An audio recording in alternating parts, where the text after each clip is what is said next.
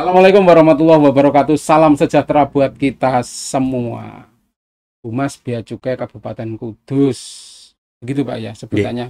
Bapak Sidik, sehat Bapak? Alhamdulillah sehat. Alhamdulillah.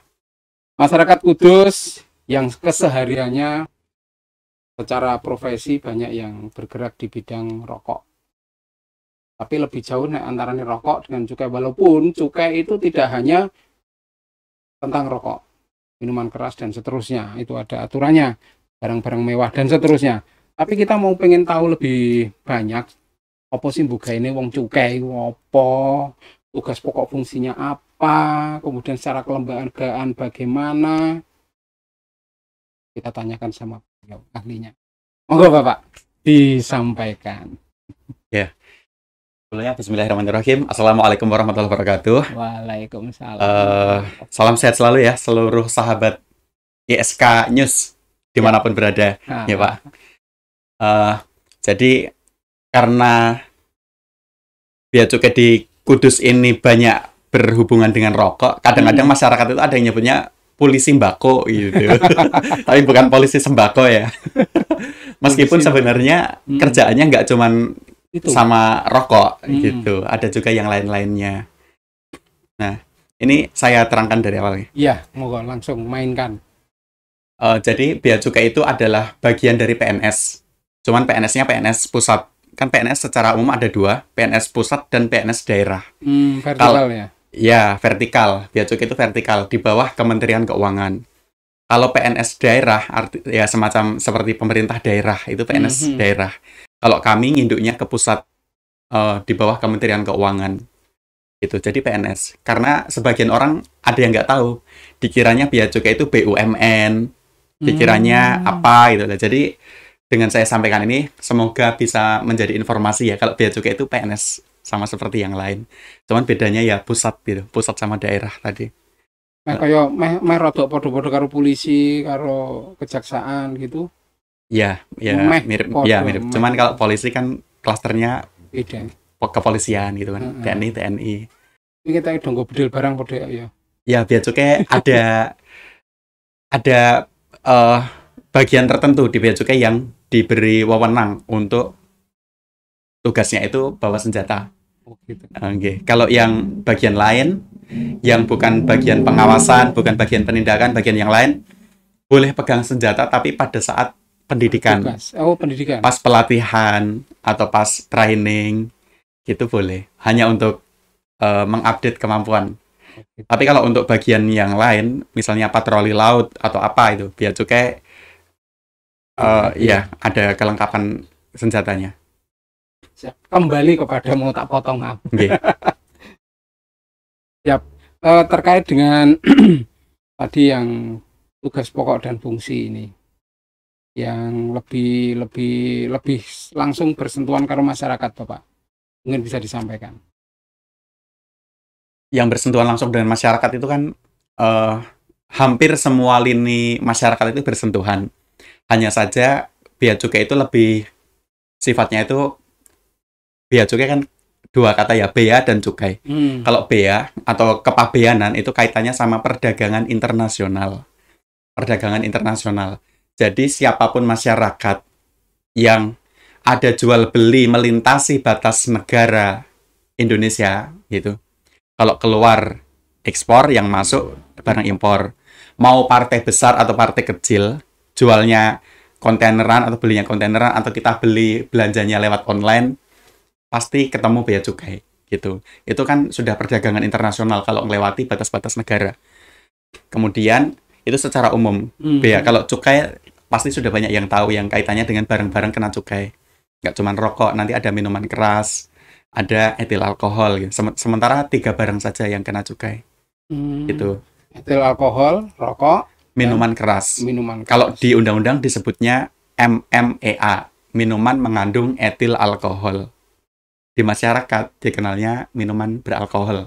Dan itu persentasenya 1% ya, berapapun ke atas tetap harus ngikuti itu ya? Ya, ada aturannya. Nanti kan ada yang alkohol kadarnya rendah, tinggi, sedang, itu beda-beda nanti perlakuannya. ketika kemudian masyarakat ini pengen pengen tahu lebih jauh, wah ini dodolanku ini nanti bermasalah, selain dia berhadapan dengan Satpol PP, kalau misalnya kaitannya dengan Perda 0% kayak Kudus kan, itu masyarakat mungkin sudah banyak yang tahu. Tapi ketika kemudian masyarakat masih gamang, tidak tahu, apakah kemudian bisa untuk langsung ke Cukai bertakon itu, bertanya, itu bisa. Boleh. Ayo mlebu Cukai wedi ya, Pak. Wah, aman. Bea cukai zaman sekarang ya, istilahnya kita di zaman reformasi ya. Bea cukai sendiri juga sudah reformasi birokrasi itu sejak 2 Juli 2007. Reformasi birokrasi di bea cukai itu sejak 2 Juli 2007. Sudah sekian belas atau ya udah lama lah. Udah lama banget. Artinya sejak itu tandanya reformasi birokrasi di bea cukai itu dengan waktu itu dibentuk kantor namanya KPU Bea dan Cukai tipe A Tanjung Priok di Jakarta Utara. KPU itu singkatan Kantor Pelayanan Utama, bukan kantor yang lain ya. Iya. Di Bea Cukai. Batin yang ngono lho. Iya. Itu. Nah, ketika ini ada di Tanjung Priok ya. Ketika untuk Kabupaten Kudus saja itu juga bisa menerima apa, atau ada call center yang kemudian terhubung ke Jakarta dulu, baru kemudian diarahkan melalui daerah, atau bagaimana itu teknisnya? Teknisnya kalau masyarakat siapapun mau tahu tentang bea cukai atau konsultasi nanya-nanya, kami bea cukai meskipun di sini namanya bea cukai Kudus, nanti di Surabaya ada bea cukai Juanda, Tanjung Perak dan sebagainya, atau bea cukai Jayapura di Papua. Kami meskipun membawa nama kota, tapi kami pada prinsipnya tetap satu, yaitu bea cukai gitu.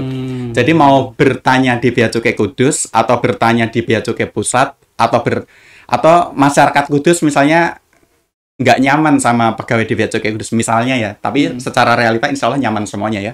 Misalnya gitu, misalnya pengen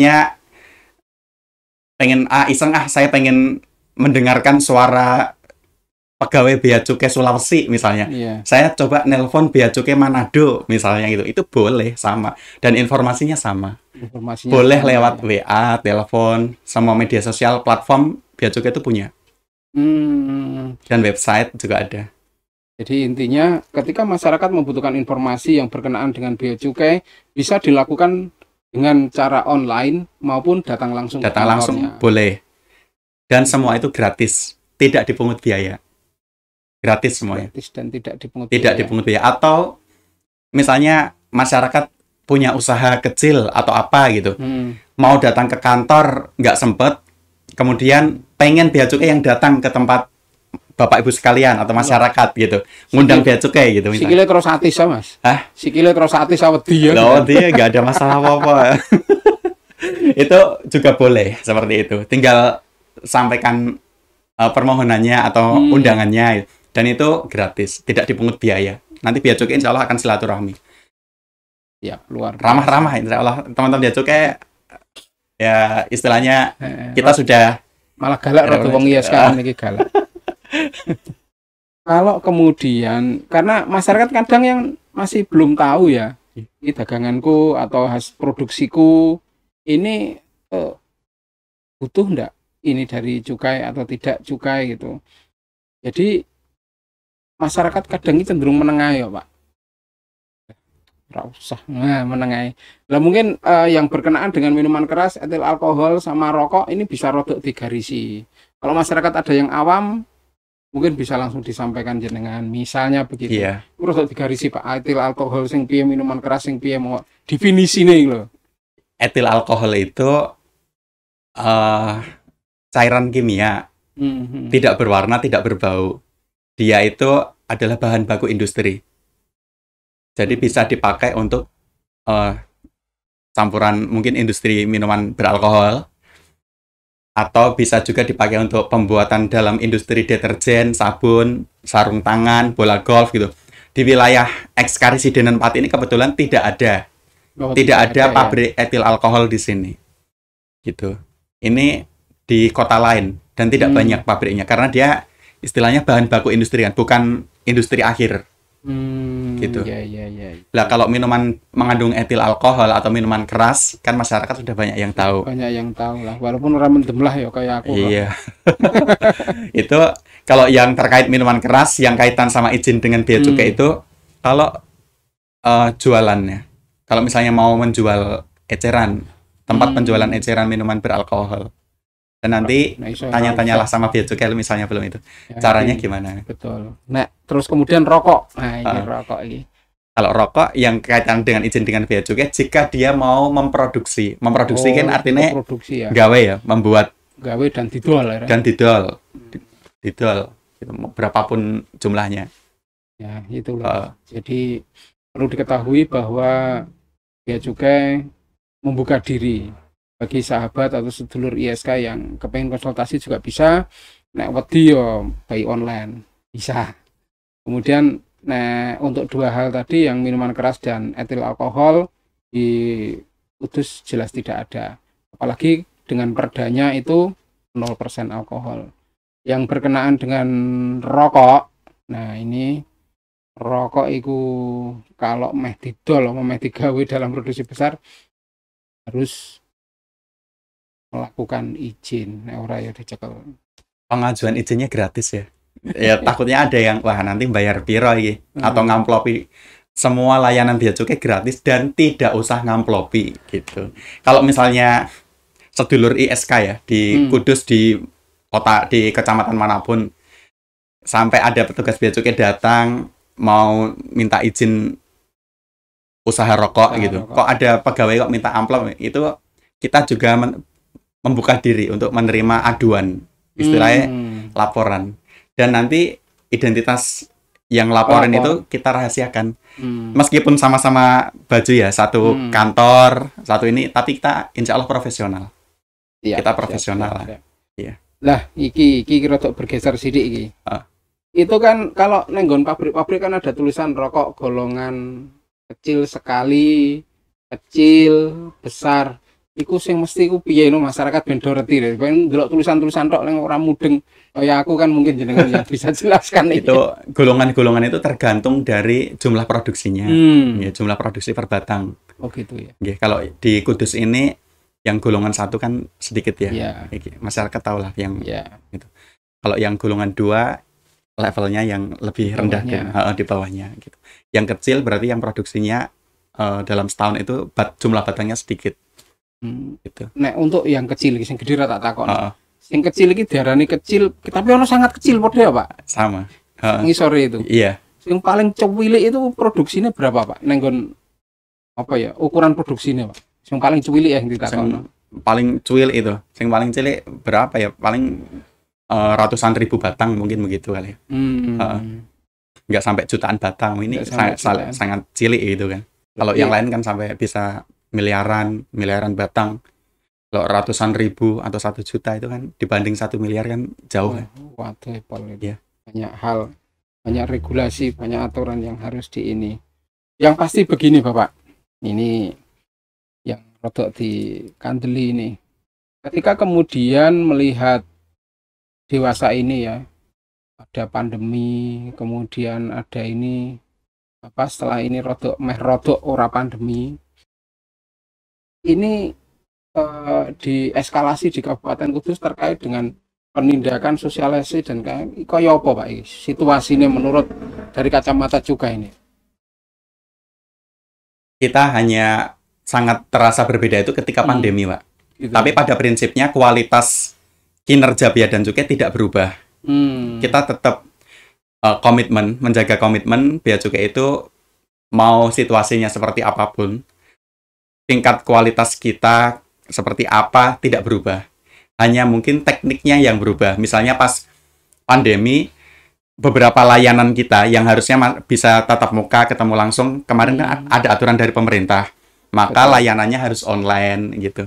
Misalnya sosialisasi pas pandemi kita bisa mengundang kumpul di aula atau di dalam ruangan. Karena pas pandemi kemarin ada aturan pembatasan, maka sosialisasi dilakukan online gitu. Zoom dan seterusnya. Ya, lewat aplikasi-aplikasi gitu. Tapi kualitas kita juga tidak berubah, termasuk penindakan. Gitu. Penindakan kita meskipun masa pandemi ataupun tidak pandemi, kualitasnya tetap sama, tetap kita tidak berubah lah. Gaspol ya. Gaspol. Iya. Nah. Soalnya gini, saya lihat penindakan ini ya pola penangkapan kemudian si pelaku juga memiliki pola yang kemudian jadi beragam. Kalau dulu itu kan manual ya, truk dikirim rono gitu. Saiki pakai kurir gitu kan. Kemudian ada lagi apa ya itu yang dulu sempat pakai kantor itu ya yang BUMN itu. Nah, kemudian seiring berkembangnya waktu ini, pola-pola itu terus diamati, terus dilakukan apa ya? Dan supaya antisipasinya jauh lebih ini, Pak. Itu piye, Pak? Iya, kalau di sisi pengawasan ini tadi ya, pengawasan khususnya peredaran rokok ilegal di wilayah Kabupaten Kudus dan sekitarnya itu. Kita prinsipnya itu terus meningkatkan kualitas. Kita nggak mau dong kualitasnya sama seperti dulu. Padahal sekarang kan teknologi makin canggih. Betul. Jadi kita juga ada tim yang mengawasi media sosial, Wah, itu sing dodolan ning kono. e-commerce gitu. E-commerce yang jualan di toko-toko online segala macam itu kita ada timnya yang nanti pengawasan di situ. Dan kita juga ada patroli. Terakhir kemarin tanggal 2 kita patroli darat, ada juga penindakan terhadap rokok ilegal itu di Terminal Jati, terminal yang dekat Tanggul Angin, di daerah Tanggul Angin. Anu ya. Patroli kita. Terminal kargo itu ya. Terminal bis. Terminal induk. Terminal induk. Jadi pelaku menggunakan armada angkutan umum bus itu angkutan umum. Okay. Jadi semua lini pengawasan itu sama Bea Cukai Kudus ya dimasuki gitu. Dan kita juga menggandeng semua pihak lah, dengan masyarakat, dengan instansi terkait, kita kerjasamanya diperkuat juga. Karena kita sadar keberhasilan itu nggak bisa jalan sendiri gitu. Betul. Kita harus bergandeng tangan. Sebagai closing statement, ya, Pak Sidik, ini untuk menandaskan kepada sedulur ISK bahwa yes monggo apapun disampaikan. Kayak Kudus kepiye gitu. Ya, untuk closing statement, karena Kudus ini kan kantornya namanya Kantor Pengawasan dan Pelayanan Bea dan Cukai, tipe Madya Cukai Kudus. Karena banyak kaitannya sama pabrik rokok ya.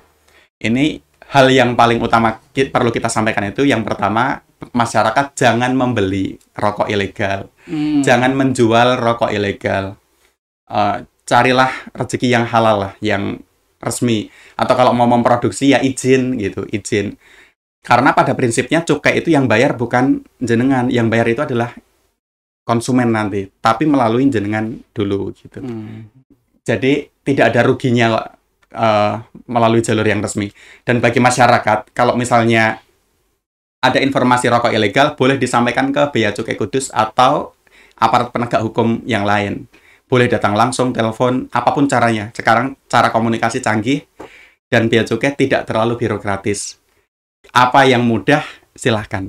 Gitu. Dan semua layanan Bea Cukai gratis. Mau bertanya, mendatangkan kami, nggak usah ngamplopi, gratis. Gitu. Dan semua sistem di Bea Cukai itu udah digitalisasi dan paperless. Gitu. Jadi nggak harus seperti zaman dulu. Tapi kalau mau seperti cara zaman dulu, ngeprint datang langsung atau dikirim, itu juga boleh kita terima. Gitu. Intinya apa yang memudahkan masyarakat, monggo kita maju bersama-sama untuk Kudus tercinta ini khususnya, dan Indonesia, gitu kan. Iya. Luar biasa Pak Sidik dari kantor Bea Cukai Kabupaten Kudus. Intinya lur, ora usah tuku rokok ilegal dan ora usah produksi rokok ilegal. Penuhi dulu izinnya, proses perizinan tidak dipungut biaya. Itu. Terima kasih kantor Bea Cukai Kudus. Assalamualaikum warahmatullahi wabarakatuh.